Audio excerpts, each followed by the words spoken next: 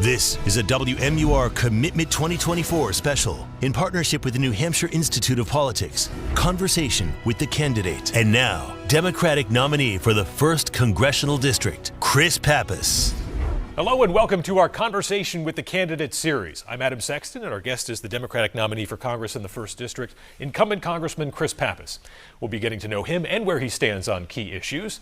At the start of our show, I'll be asking the candidate some questions, and then after a break, we'll have our studio audience ask their questions in a town hall format. But before we begin with that, let's take a quick look at the candidate's biography. Chris Pappas grew up working in his family's Manchester restaurant, eventually becoming a co-owner of the Puritan Back Room. The Queen City native traveled from Manchester to Harvard, then to Concord as a state representative and executive counselor, and then to Washington. Elected to represent New Hampshire's 1st Congressional District in 2018, the Democrat is now running for his 4th term. Congressman Pappas, thanks for joining us on Conversation with the Candidate. Good to be with you, Adam. So Israel is America's greatest ally in the Middle East, and it has been taking steps to neutralize its enemies over a year now since the attack on October 7th against that country. But at this point, it doesn't really seem to be paying a lot of attention to President Biden's warnings to protect civilian populations and exercise at least some restraint to try not to escalate this into a wider regional conflict. Should Israel continue to get what essentially amounts to a blank check from Congress if it's not going to listen to American leaders? Well, I think Israel deserves our support, and I stand with Israel, and we need to provide them with the security assistance that they need to defend their citizens. Let's think about where we've come over the last year. First, we just recognized the dark anniversary of October 7th. I was out at events in New Hampshire, and it was an incredible tragedy, the darkest day for the Jewish people since the Holocaust. 1,200 people murdered by Hamas fighters that invaded Israel and took others hostages. And so we're still pushing the administration to get the parties to the table to make sure that we get a ceasefire agreement that will return the nearly 100 hostages that are still being held by Hamas, including an estimated 4 Americans that we believe to be alive today. In addition to that, it's important we recognize what's happened over the last year.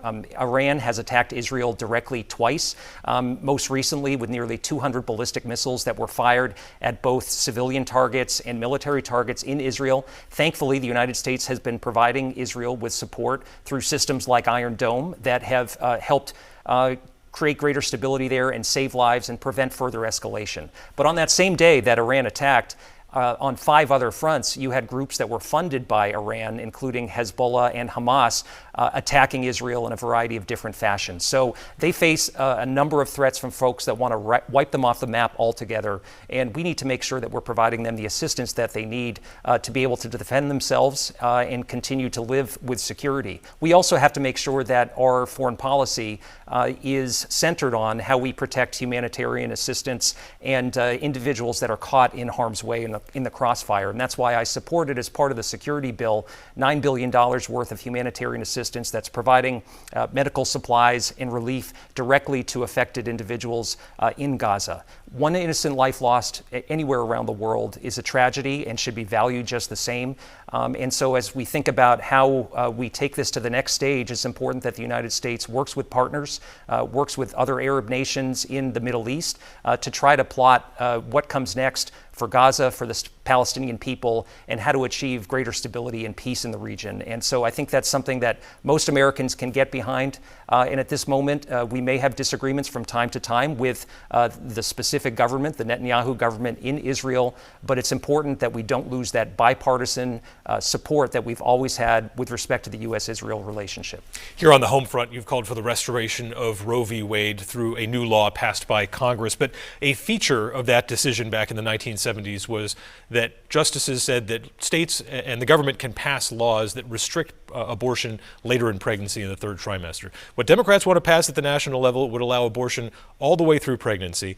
Republicans have contended, up until the point of birth. That's a big point of contention with Democrats. But why does the law need to be that way from the Democratic perspective? This is about restoring people's personal freedoms. And for 52 years, we had Roe as the law of the land in this country. It was overturned through a really persistent effort by the far right to install anti-choice Supreme Court justices. My opponent in this race, Russell Prescott, has a 20-year record of voting against a woman's right to choose, supported the Dobbs decision, which now has created this new regime in the country where you have a third of women living in states where abortion is totally banned, 2 women in the state of Georgia who have lost their lives because they couldn't get the care they needed, other women waiting in in hospital parking lots to try to get care, and doctors who are afraid to provide that care because of what the law says. So this is about going back to a time where women had rights in this country ahead of politicians and judges.